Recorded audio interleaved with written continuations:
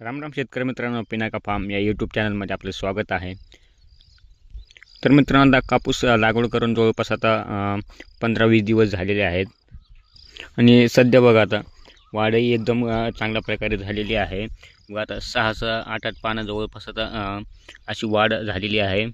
आणि हे बघा, हे झाड छोटे आहे कारण की नंतर तूट लावून घेतलेले आहे. म्हणजे सुरुवातीला लागवड करून जिथं जिथं समजा एक बी उगाली नव्हती, त्याच्यानंतर आम्ही ती लागवड केली होती. आणि याच्यामध्ये बघा आता पाऊस उघडला तर सध्या आता मशागतीचं काम चालू आहे. 2 दिवसापूर्वी याच्यामध्ये मग असं साईडनं खत टाकून त्याच्यामध्ये नंतर मशागत करून घेतलेली आहे. बरेच जण सुरुवातीलाच फुलीवरतीच पेरतात. काही जण उगवून झाल्यानंतर 15-20 दिवसाच्या आत खत टाकतात.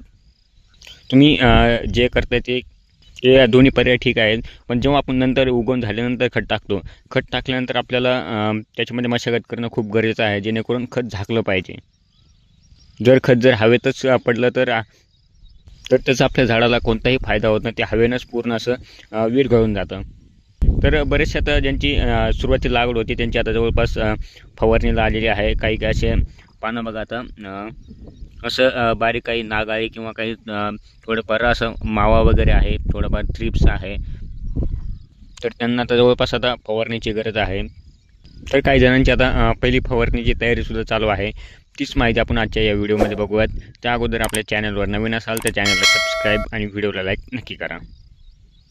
जवळपास आमची ही लागवड करून आता 20 जवळपास दिवस झाले असतील.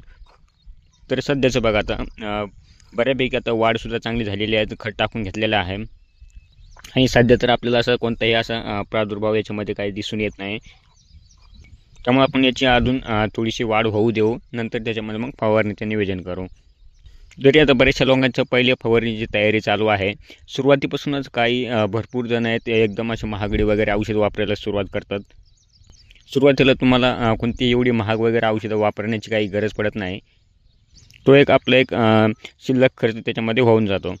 तर सुरुवातीला जास्त हे काही प्रादुर्भाव वगैरे दिसून येत नाही. त्यामुळे आपल्याला स्वस्त औषध जे वापरली तरी पण त्याचा चांगल्या प्रकारे आपल्याला रिझल्ट त्याच्यामध्ये भेटत जातो. तर सुरुवातीला बघायचं आपण झाडाची पानं उलटे करून बघायचे. जर मावा जास्तच वाटत असेल तर त्यानुसार आपल्याला मग औषधाची त्याच्यामध्ये शिफारस करायची आहे. तर सुरुवातीच्या स्टेजला तुम्हाला आता 2-3 औषधं आहेत, ते एकदम चांगल्या प्रकारे काम करतात. पहिलं म्हणलं तर एक रोगर आहे. ही सुरुवातीच्या स्टेजला पांढरी माशी वगैरे थ्रिप्स मावा याच्यासाठी एकदम चांगल्या प्रकारे असं काम करतं. त्यामध्ये सेम घटक असलेला एक टाटाचा आहे, टापगोर. हेही तुम्ही त्याच्यामध्ये वापरू शकता. आणि जर तुमच्या झाडावरती जास्तच मावा वगैरे दिसून येत असेल, थ्रिप्सचा अटॅक थोडा जास्त प्रमाणामध्ये झाला असेल, तर तुम्ही त्याच्यामध्ये मग उलाला वापरा. कारण की उलाला यासाठी एकदम सगळ्यात बेस्ट आहे.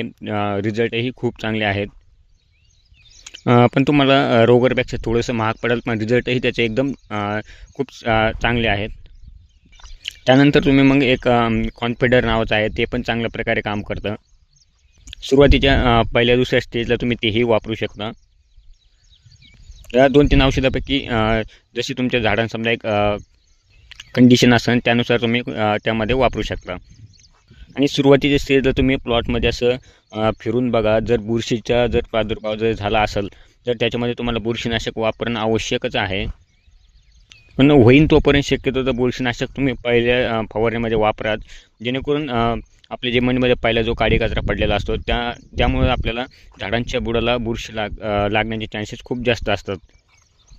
आता काही झाडं बघा, आता हे जी पाठीमागून लावलेलं झाड आहे, बुडाला तुम्हाला असं काही ठिकाणी असं काळा डाग दिसून येईल, तर ती बुरशीचा त्याच्यामध्ये प्रादुर्भाव झालेला असतो. त्यामुळं झाडांची वाढ स्टेबल होऊन ती झाडांची वाढ त्याच्यामध्ये होत नाही.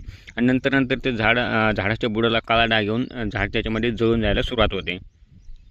हे असे बुरशीचा त्याच्यामध्ये प्रादुर्भाव होऊ नये, त्यामुळे आपल्याला पहिल्या फवारणीमध्ये बुरशीनाशक वापरणं खूप गरजेचं आहे.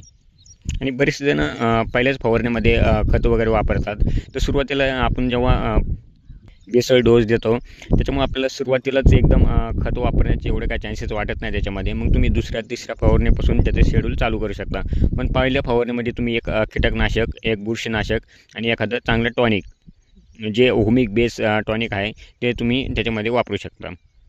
कारण की सुरुवाती स्टेजमध्ये हुमिक ॲसिडनं झाडांच्या पांढऱ्या मुळ्यांची वाढ त्याच्यामध्ये एक चांगली होते आणि झाडामध्ये कलरही चेंज होतो, एकदम डार्क हिरवा असं झाडाची त्याच्यामध्ये रोगप्रतिकारशक्ती वाढण्यासाठी मदत होते.